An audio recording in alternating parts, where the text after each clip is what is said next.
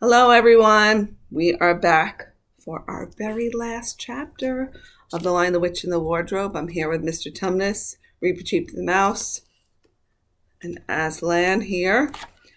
So here we are for Chapter 17, The Hunting of the White Stag. The battle was over a few minutes after their arrival. Most of the enemy had been killed in the first charge of Aslan and his companions, and when those who were still living saw that the witch was dead, they either gave themselves up or took to flight. The next thing that Lucy knew was that Peter and Aslan were shaking hands. It was strange to see Peter looking as he looked now. His face was so pale and stern, and he seemed so much older. "It was all Edmund's doing, Aslan," Peter was saying. "We've been beaten if it hadn't been for him. The witch was turning our troops into stone right and left, but nothing would stop him. He fought his way through 3 ogres to where she was just turning one of your leopards into a statue, and when he reached her, he had the sense to bring his sword smashing down on her wand, instead of trying to go for her directly, and simply getting made a statue himself for his pains. That was the mistake all the rest were making. Once her wand was broken, we began to have some chance. If we hadn't lost so many already. He was terribly wounded. We must go and see him."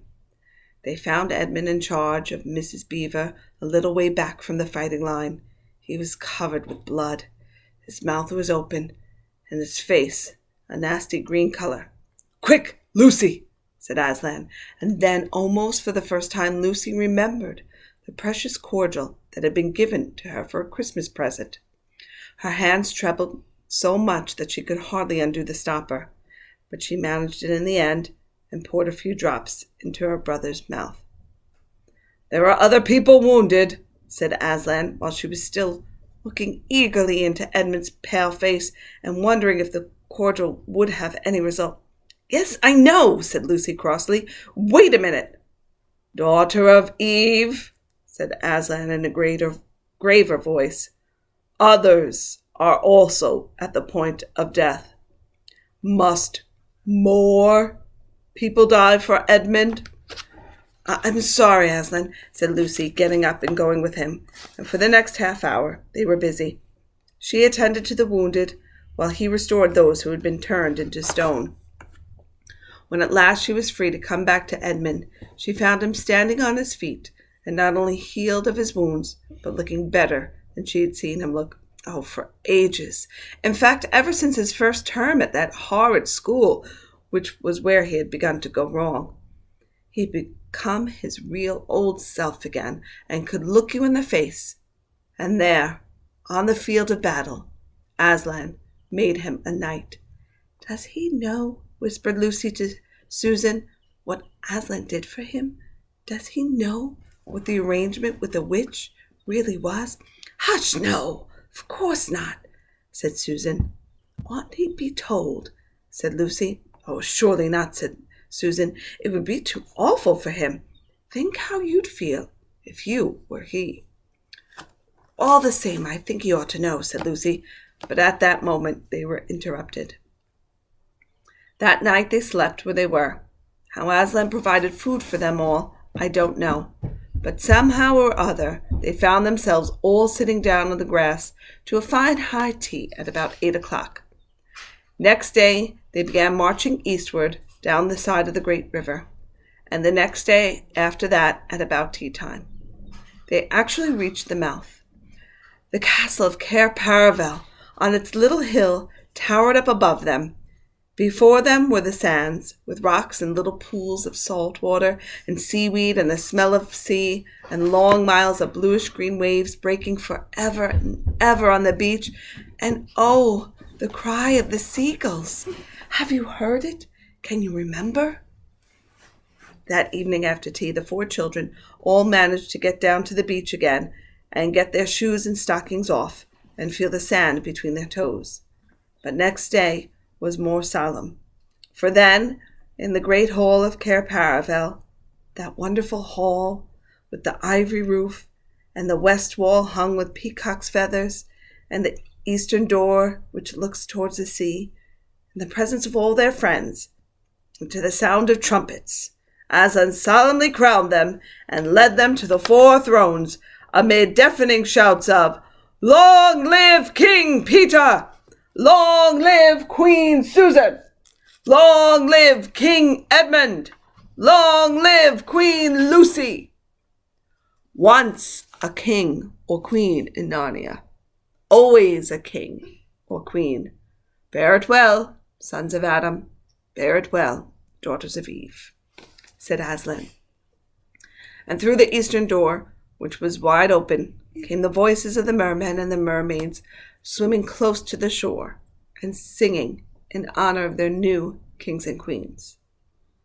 So the children sat on their thrones, and scepters were put into their hands, and they gave rewards and honors to all their friends, to Tumnus the fawn, and to the beavers, and giant Rumblebuffin, to the leopards, and the good centaurs, the good dwarfs, and to the lion. And that night there was a great feast in Cair Paravel, and revelry, and dancing, and gold flashed, and wine flowed, and answering to the music inside, but stranger, sweeter, and more piercing, came the music of the sea people. But amid all these rejoicings, Aslan himself quietly slipped away. And when the kings and queens noticed that he wasn't there, they said nothing about it. For Mr. Beaver had warned him. "He'll be coming and going," he said. "One day you'll see him, and another you won't. He doesn't like to be tied down, and of course he has other countries to attend to. It's quite all right. He'll often drop in, only you mustn't press him. He's wild, you know, not like a tame lion." And now, as you see, this story is nearly, but not quite, at an end. These 2 kings and 2 queens governed Narnia well and long, and happy was their reign. At first, much of their time was spent in seeking out the remnants of the White Witch's army and destroying them. And indeed, for a long time there would be news of evil things lurking in the wild parts of the forest, a haunting here and a killing there, a glimpse of a werewolf one month and a rumor of a hag the next.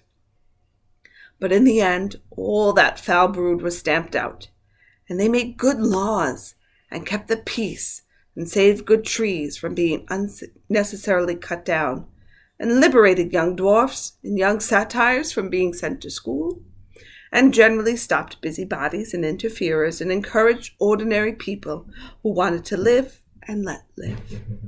And they drove back the feared giants, quite a different sort from giant Rumblebuffin, on the north of Narnia, when these ventured across the frontier. And they entered into friendship and alliance with countries beyond the sea, and paid them visits of state, and received visits of state from them. And they themselves grew and changed as the years passed over them. And Peter became a tall, deep-chested man and great warrior, and he was called King Peter the Magnificent. And Susan grew into a tall and gracious woman with black hair that fell almost to her feet, and the kings of the countries beyond the sea began to send ambassadors asking for her hand in marriage. And she was called Susan the Gentle. Edmund was a graver and quieter man than Peter, and great in counsel and judgment. He was called King Edmund the Just. But as for Lucy, she was always gay and golden-haired, and all the princes in those parts desired her to be their queen, and her own people called her Queen Lucy the Valiant. So they lived in great joy, and if ever they remembered their lives in this world, it was only as one remembers a dream. And one year it fell out that Tumnus, who was a middle-aged fawn by now and beginning to be stout, came down river and brought them news that the white stag had once more appeared in his parts, the white stag, who would give you wishes if you caught him. So these 2 kings and 2 queens, with the principal members of their court, rode a-hunting with horns and hounds in the western woods to follow the white stag. And they had not hunted long before they had sight of him, and he led them through great pace over rough and smooth and through thick and thin, till the horses of all the courtiers were tired out, and only these 4 were still following. And they saw the stag enter into a thicket where their horses could not follow. Then said King Peter, for they talked in quite a different style now, having been kings and queens for so long. "Fair consorts, let us now alight from our horses and follow this beast into the thicket, for in all my days I've never hunted a nobler quarry." "Sir," said the others, "even so let us do."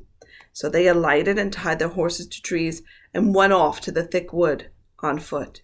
And as soon as they had entered it, Queen Susan said, "Fair friends, here is a great marvel, for I seem to see a tree of iron." "Madam," said King Edmund, "if you look well upon it, you shall see it is a pillar of iron, with a lantern set on the top thereof." "By the lion's mane, a strange device," said King Peter, "to set a lantern here, when the trees cluster so thick about it, and so high above it, that if it were lit, it should give light to no man." "Sir," said Queen Lucy, "by likelihood, when this post and this lamp were set here, there were smaller trees in the place, or fewer, or none. For this is a young wood, and the iron post is old." And they stood looking upon it. Then said King Edmund, "I know not how it is, but this lamp on this post worketh upon me strangely. It runs in my mind that I've seen the like before, as if it were in a dream, or in the dream of a dream." "Sir," answered they all, "it is even so with us also. And more," said Queen Lucy, "for it will not go out of my mind that if we pass this post and lantern, either we shall find strange adventures, or else some great change of our fortunes." "Madam," said King Edmund, "the like forebodeth stirreth in my heart also." "And in mine, fair brother," said King Peter. "And in mine too," said Queen Susan. "Wherefore by my counsel we shall lightly return to our horses, and follow this white stag no further." "Madam," said King Peter, "therein I pray thee to have me excused. For since we four were kings and queens in Narnia, we have set our hands to any high matter, as battles, quests, feats of arms, acts of justice, and the like, and they've given over. But always what we have taken in hand, the same we've achieved." "Sister," said Queen Lucy, "my royal brother speaks rightly, and it seems to me we should be shamed if for any fearing or foreboding we turn back from following so noble a beast as now we have in chase." "And so say I," said King Edmund, "and I have such desire to find the signification of this thing that I would not by my good will turn back for the richest jewel in all Narnia and all the islands." "Then in the name of Aslan," said Queen Susan, "if ye will all have it so, let us go and take the adventure that shall fall to us." So these kings and queens entered the thicket, and before they had gone a score of paces, they all remembered that the thing they had seen was called a lamppost. And before they had gone 20 more, they noticed that they were making their way not through branches, but through coats. And next moment, they all came tumbling out of the wardrobe door into the empty room, and they were no longer kings and queens in their hunting array, but just Peter, Susan, Edmund, and Lucy in their old clothes. It was the same day and the same hour of the day on which they had all gone into the wardrobe to hide. Mrs. Macready and the visitors were still talking in the passage, but luckily they never came into the empty room, and so the children weren't caught. And that would be the very end of the story if it hadn't been that they felt they really must explain to the professor why 4 of the coats out of his wardrobe were missing. And the professor, who was a very remarkable man, didn't tell them not to be silly or not to tell lies, but believed the whole story. "No," he said, "I don't think it will be any good trying to go back through the wardrobe to get the coats. You won't get into Narnia again by that route. Nor would the coats be much use now by if you did." "Eh? What's that?" "Yes, of course you'll get back to Narnia again some day.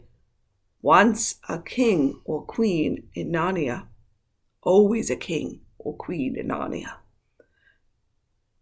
But don't go trying to use the same route twice.